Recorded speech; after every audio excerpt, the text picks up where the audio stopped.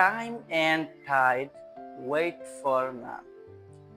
সময় এবং নদীর স্রোত কারো জন্য অপেক্ষা করে না। তাই সময় এতটা ইম্পর্টেন্ট যে সময়কে গুরুত্ব দেয়, সময়কে অপব্যবহার না করে সময়কে কাজে লাগায়, সেই ব্যক্তি তার জীবনে সাফল্য অর্জন করবেই, এটা 100%।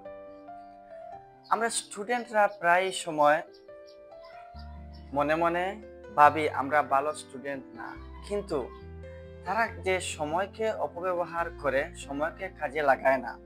আজকে আমি সেই স্টুডেন্টদেরকে বলছি যারা সময়কে কাজে লাগাবে।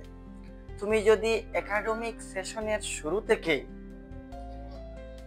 একটা স্টুডেন্ট বা একটা ছাত্র যদি সে প্রত্যেক দিন স্যার ক্লাসের মধ্যে যে পঠন পাঠন লেখাপড়া রোজ দিনই শেষ করে ফেলে, তাহলে সেই স্টুডেন্টই ফার্স্ট ডিভিশন কেন, স্টার মার্ক, ডিস্টিংশন মার্ক পেয়ে সে সেই পরীক্ষায় উত্তীর্ণ হবে।